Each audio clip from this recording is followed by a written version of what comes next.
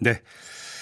검찰을 둘러싼 이야기가 참 많이 나오고 있죠. 조금 전에 송원석 의원과 인터뷰하면서 나눴던 패스트트랙 수사 수사 결과도 뭐 그 가운데 하나가 되겠는데요. 또 한 가지 공수처 설치 법안이 통과가 됐습니다. 이제 설치 절차에 들어가게 될 텐데 이런저런 여러 가지 현안들이 있는데요. 한번 이분 모시고 고견을 좀 들어보려고 합니다. 대한변호사협회 이찬희 회장 전화로 만나보죠. 회장님 나와 계시죠? 여보세요. 예, 안녕하세요, 네, 회장님. 네, 새해 네, 복 많이 안녕하십니까. 받으시고요. 네. 네, 새해 복 많이 받으십시오. 네, 네. 네, 조금 전에 이제 그 패스트트랙 수사 결과에 대한 그 야당 의원 입장을 잠깐 들어봤는데요. 그러니까 그 제3자적 관점에서 요번에 이제 국회 선진화법이 적용된 첫 번째 케이스 아니겠습니까? 네. 회장님께서는 그 의미를 어떻게 평가를 하세요?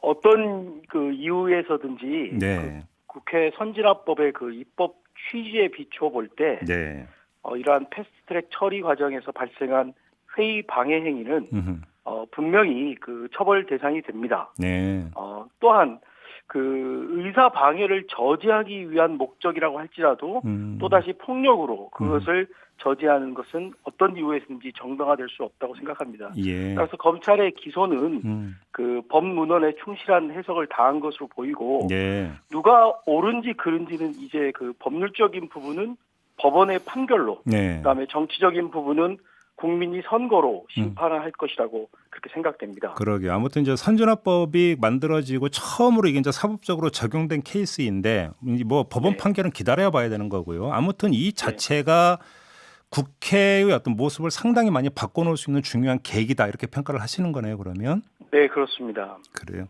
알겠습니다. 그럼 이제 나머지 이제 그 법원에서 어떤 판단을 내릴지 이제 이게 관심사가 될 것 같은데, 근데 그 지금 여야가 이 네. 받아들이는 입장에 따라서 전부 다 불만이 있는 것 같은데 이건 어떻게 지켜보세요?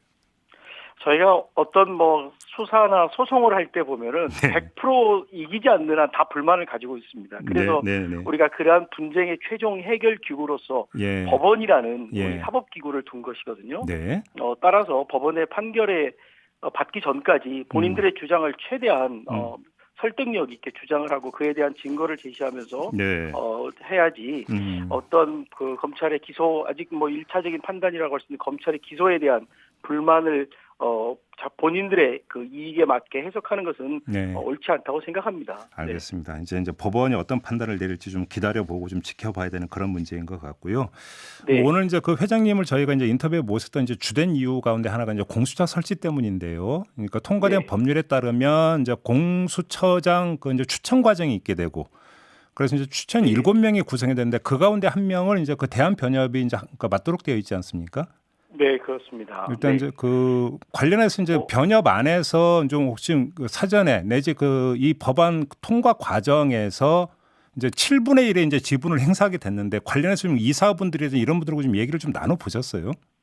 네, 저희 그 변호사협회 집행부가 상임 이사회를 매주 개최하고 수시로 또한 이런 부분에 대해서 논의를 하고 있습니다. 네, 네. 공수처장은 어떻게 보면은 이제 검찰권을 견제하면서 국가의 수사의 한 축을 담당하는 법조 기구이기 때문에 네. 당연히 변호사 협회장으로서 이 음, 법조 기구의 구성에 참여하고 이것이 올바르게 운영될 수 있도록 좋은 방안에 대해서 계속 숙고하고 있습니다. 그래요. 그 아무튼 그런 뭐 사실 이 질문 드리기엔 너무 빠르기는 합니다만 이제 네. 공수처장 이제 그 추천 단계가 이제 개시가 된다면 어떤 사람이 네. 공수처장을 맡아야 되는지 가장 기본 요건, 기본 자질이 뭐라고 보세요, 회장님은? 공수처가 도입된 취지가 네, 바로 이제 검찰권이 그 권력으로부터 독립되지 못했다는 그런 비판에서 출발한 것입니다. 네, 따라서 공수처장의 가장 중요한 요소는 정치 권력으로부터 또한 네, 사회 외부의 어떠한 그런 압박으로부터 독립성을 확보하는 것이 가장 중요하다고 생각합니다. 그렇죠. 예. 근데 이게 이제 그 문제가 여기에 있는 것 같은데요. 이제 평가가 극단으로 좀 갈리는 것 같아요. 무슨 이야기냐면 어떤 청와대하고 코드가 맞는 인사가 공수처장을 맡으면 안 된다라고 하는 데는 뭐 그러니까 다들 이야기를 하는데 또 네. 역 부분에서 이러다 보면은 중립성 강조하고 이러다 보면 무색무취한 사람이 결국은 되는 거 아니냐. 또 이렇게 걱정하는 사람도 있던데 이 점은 어떻게 받아들이세요?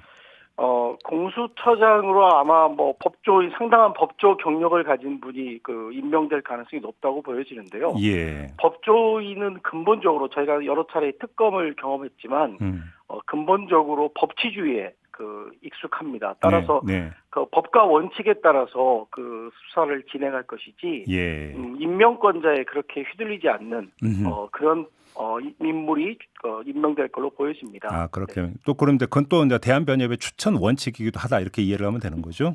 네, 그렇습니다. 예, 지금 MBC 미니로 정민호님이 이런 의견을 주셨는데 갑자기 이게 궁금해지는데요. 그 정민호님 네. 의견이 뭐냐면 공수처장과 관련해서 검사 출신은 절대 안 된다는 의견을 주셨는데 어떻게 받아들이세요, 회장님? 반드시 어느 출신이 안 된다라기보다는 네. 그분의 경력과 그다음에 수사 능력, 그다음에 정치적 독립성에 대한 의지 네. 이런 것이 중요하지 어느 출신이 반드시 안 된다라는 전제를 가지고 시작할 수는 없다고 생각합니다. 아, 그렇게 보시는 거고요. 네. 네. 지금 자유한국당 같은 경우는 이제 걱정을 하는 게 지금 그 공수처장 이제 복수로 이제 2명을 추천을 하게 됐는데 6명 가운데 네. 6명의 동의를 받아 이제 추천이 되는 것 아니겠습니까? 네. 근데 그렇습니다. 사실상 이게 근데 그러면 여당 입맛에 맞는 그 사람이 추천이 될 가능성이 있는 것 아니냐? 이런 우려를 이제 자유한국당 쪽에서 하고 있거든요. 이 점은 어떻게 보세요?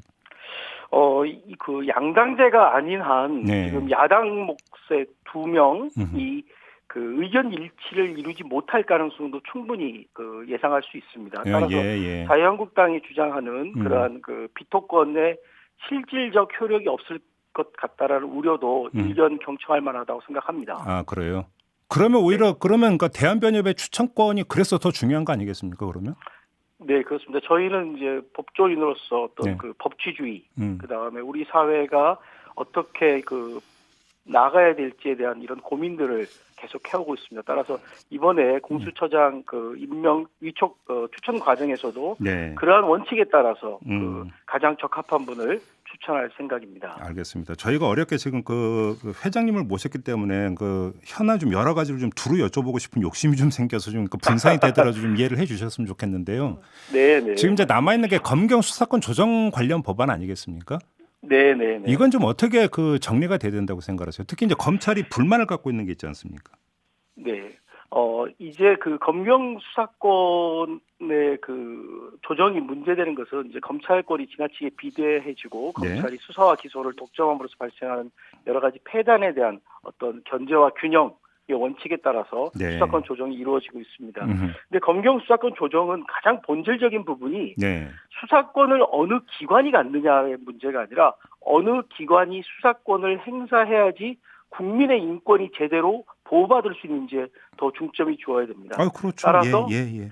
권력은 나눌수록 국민의 그 인권 보장에 충실하다고 생각합니다. 네. 따라서 수사권에 대해서 지금 이제 국민 다수가 원하는 방향에 따른 수사권의 조정이 이루어져야 되겠지만 반드시 한 수사기관이 절대 권력을 갖지 않게 서로 기관 간의 견제와 균형을 통해서 국민의 인권이 보장되는 그러한 검경수사권 조정안이 국회에서 입법되기를 기대합니다. 그럼 이제 큰 틀에서의 어떤 수사권 조정, 그러니까 큰 틀에서의 어떤 조정 방향은 그러니까 맞다고 좀 평가를 하시는 거네요, 회장님? 네, 지금 현재 그 국민의 다수가 원하고 있고 또한 검찰에서도 큰 틀에서의 수사권 조정을 인정하지만 이제 부분적으로 그 권력이 지나치게 수사권이 집중되는 경우에 어떤 통제 장치가 필요하다. 그것을 반드시 권력을 통제하는 장치가 없으면 결국 국민의 인권을 침해할 우려가 높아지거든요. 그래서 그러한 통제 장치가 필요하다라는 점에는 저도 공감을 하고 있습니다. 알겠습니다. 근데 이게 이제 이제 마지막 이제 입법 절차가 남아 있는데 좀 어떻게 처리가 될지가 좀 궁금한 부분이고요. 근데 좀 이런 점은 어떻게 보세요? 그러니까 그 국회나 정치권에 계속 이제 그 검찰 개혁 방안이 논의돼 왔고 지금 입법이 이루어지고 있는데 과거에는 사실 사법제도 개혁이라고 하는 이제 큰 화두였고 그 한 축이 또 법원 아니었습니까? 네. 근데 법원의 얘기는 거의 나오고 있는 것 같지는 않아요. 이 점은 어떻게 봐야 되는 겁니까? 이미 그 법원 조직법 등을 비롯한 사법부 개혁에 대한 입법들이 국회에 전부 다 계류되어 있습니다. 아, 그런가요? 국회에서 입법이 통과되지 않아서 지금 어떻게 보면은 오랜 시간 준비해왔던 그 사법개혁, 법원행정처의 폐지라든지 뭐 다양한 사법행정에 있어서의 어떤 민주화를 위한 제도들이 실현되지 못하고 있어요. 지금 현재 차선책으로 입법이 통과되기 전까지 사법행정자문회의를 통해서 여러 가지 개혁안들이 논의되고 있습니다. 그러한 부분이 알려지지 않고 있는 것이 참 안타까운데요. 네. 사법부 스스로의 개혁 노력은 계속 진행되고 있지만 내부 구성원 간의 다양한 이해관계의 어떤 대립 이런 것 때문에 어떤 가시적인 성과가 금방 나오지는 않고 있습니다. 따라서 네. 저는 국회 입법이 조속히 실현된다면 사법부 개혁도 박차를 가할 것이라고 그렇게 생각합니다. 그러면 이제 그 핵심적인 문제는 법원행정처를 폐지하는 이 법안만이라도 빨리 처리가 돼야 된다 이런 입장으로 이해를 하면 되는 겁니까, 회장님? 네, 그렇습니다. 법원행정처의 폐지를 비롯해서 지금 현재 사법부가 갖고 있는 고등부장 승진제도의 폐지라든지 이런 다양한 네. 어떤 법관의 독립성을 보장하기 위한 그러한 제도들의 입법화가 시급하다고 생각합니다. 이건 지금 약간 뒷전으로 밀려 있는 거군요, 그러면.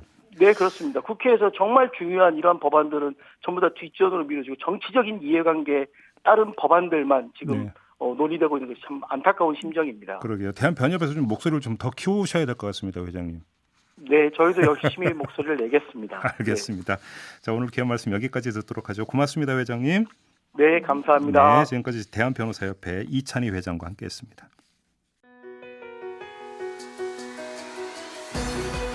이슈의 핵심을 꿰뚫는 예리한 시선, 믿고 듣는 진품 시사 김종배 시선 집중.